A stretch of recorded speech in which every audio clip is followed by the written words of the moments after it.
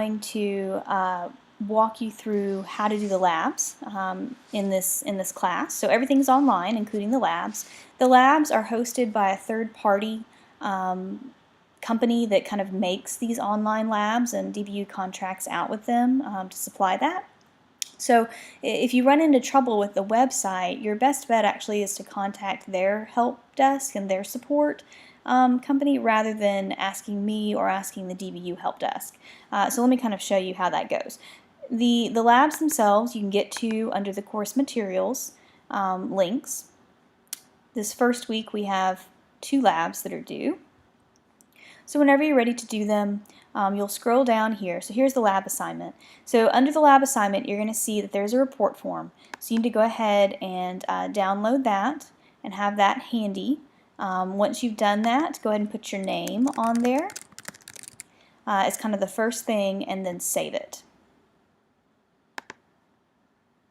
And what you might want to do is actually make a folder on your computer that will have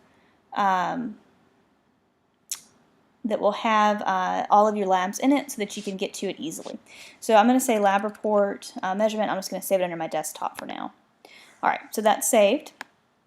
So once you have that ready to go, the next thing you need to do is have your lab manual handy as well. And then you're going to go to this website, and the link is right here, and I'll click on it in just a second. You're going to go to this website, and it's going to be this third-party host that will do these labs. Now, I may under each of the lab report section, I may have either like an intro video or some helpful hints. So you might want to kind of glance through those before you actually start doing the lab. So for example, under this first one, I have something for section 1, something for section 3, and something for section 3 down here as well. So as you're working through, if you get stuck, come back here and look at the helpful hints. Once you've completed the lab, and filled out your report, you'll save it and then you'll submit it, and I'll show you how to do that in just a minute. So first of all, let's click on the link to get to the manual website. So this is what you're going to look like kind of the first time you log in to this website. Here's the email that's their help desk. So it's contact@biolabmanual.com, and they're the people you need to contact if you're having trouble logging in. So we are 1401 DBU. So you click on that. All right. Now this is our page. So this is Welcome to DBU Online Biology. You do need to have an access code to set up an account. So if you bought a new lab manual, there will be an access code in that lab manual. And what you'll do is you'll go into the login, log out section up here and actually set up an account. So the information is right here on what to do. So to activate your access code, click on Login, Log Out on the top menu, then select Don't Have an Account to create an account. If you have an old lab manual, so you don't have an access code, then you'll have to buy an access code.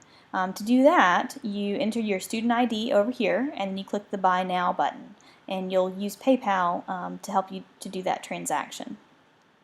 So if you need to set up an account, you click on the Login, Log Out, and you will go under Don't Have an Account, and then you're going to enter this information. So your name, your student ID, your email address, the course number, section number, the semester. My last name is C, spelled S-E-E. The access code is the access code you have from your lab manual. You will create a password and then verify that password. And then you'll enter the little phrase here and then register. Now once you've done that,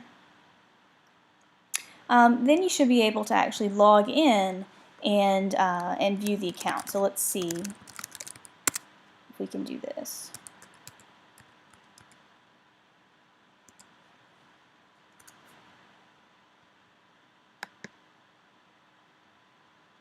Alright, so this is my account. So yours may look a little bit different, but the important thing is that you've got all of the labs over here on the side. Now something you may run into is that the order on the website may not be the same as the order of what we're actually doing in the class. So you always want to follow the name. So like this first lab is measurement, and so the first lab over here is measurement. The other thing that will be helpful is going to be the course schedule. So under the course schedule, it's going to tell you which labs are due each week. So this first week is measurement and then also microscope and cell. So you have measurement right here and then microscope and cell down here. So notice that we're skipping taxonomy for now. So always go off after the name of the lab, not the number or the order. Now when you're ready to do this, you'll click on the link and it's going to bring up the different sections for this lab. So you start with section 1.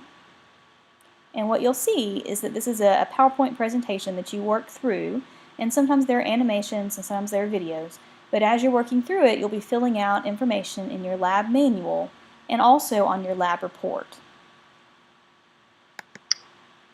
So you go through the objectives for the lab, gives you an introduction, and then you're going to do these exercises. So for example, this first one is length measurement. And you're going to measure the length using a meter. So you'll notice that the meter stick and the yardstick are provided for you. You don't have to go out and get these things. So you don't need any supplies other than internet access, your lab manual. You'll probably need your textbook as a resource. And then you download the lab reports and fill those out. The other thing you might need would be a calculator at some point.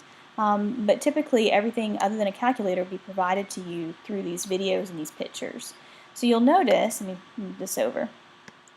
So this is exercise 1. On your lab report, you have exercise 1.1, measuring length using the meter. This is measuring length using the meter. So steps 1 and 2 read instructions in lab manual, so you do that first, and then you're going to compare these things. So let's go to the next one. Alright, so for example, on the lab report, this first part says a dime and a meter stick have been used to determine the following. How thick is one dime? And then you can look on the lab. This is the dime, and this is the ruler. And so what you've got here is the width will be 1 millimeter. So the dime is 1 millimeter wide. And so on your lab report, you're going to fill that in. So you click it in. And that's what you do. You just kind of work through the questions here. You fill in the blanks. Sometimes you might run into trouble. In some of the future labs, there will be tables where you enter data and then you convert it into a graph.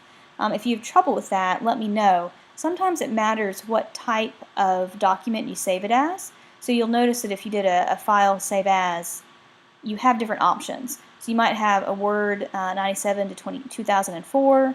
You might have a .x, so a Word template. So there might be different options. So if you run into trouble with a particular formatting issue on the lab report, try saving it as a different document type and see if that helps.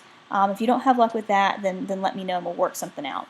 But typically, the only trouble students have had have been converting these tables into graphs, and that happens kind of later in the semester. So you're going to work through everything on here. There'll be some summary questions at the end that you'll answer. Make sure you have your name on it once you're done with it and you're happy. Then you're going to save it, and then you're going to close. Alright, so let's say we finished our lab, we've done our report, we're happy, we want to submit it. So the way that you do that is you go back under the lab for that week. Scroll down. Alright, so this is the lab assignment. So when you go to the lab assignment and you click on that, you're going to come to this page where you can actually submit the assignment. So you're going to scroll down, you're going to browse your computer, and this is why it's helpful to have a specific folder for all of your documents, because you're going to have to find it on your computer. So you're going to click on your report, open it, and that's going to attach this document to your assignment submission. So once you've done that, you can add any comments. You can say, this was really hard, hopefully not, or you can say, this was easy, no problems, or you can just leave it blank. It really doesn't matter. So the student grader will go through these labs and they'll see the comments and they'll let me know if there's anything I need to know about, but you don't have to put a comment down. Once you've got it attached down here, then you're going to hit submit.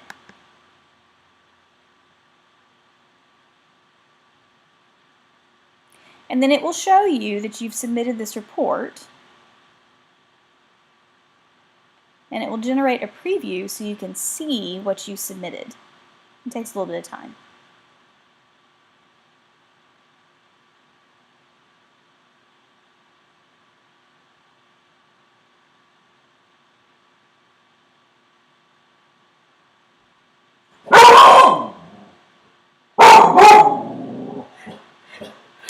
Sorry, that's my dog. She just heard somebody out front.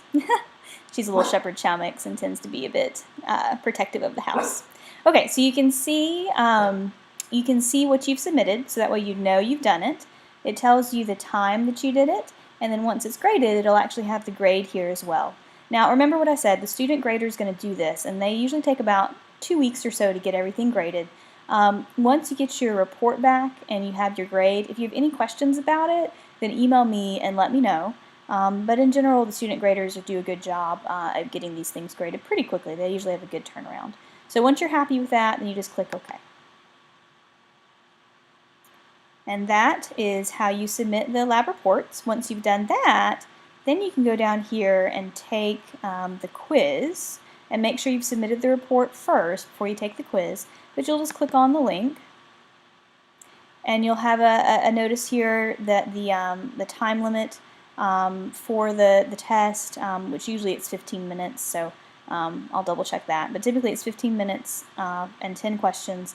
Once you start it, you have to finish it, and then it will submit it if you don't get it done. So once you're ready to start, you go ahead and click begin, and then it will walk you through that quiz. Okay, so let's go back to the course materials. All right, so that's how you submit the labs. If you have any questions, then let me know.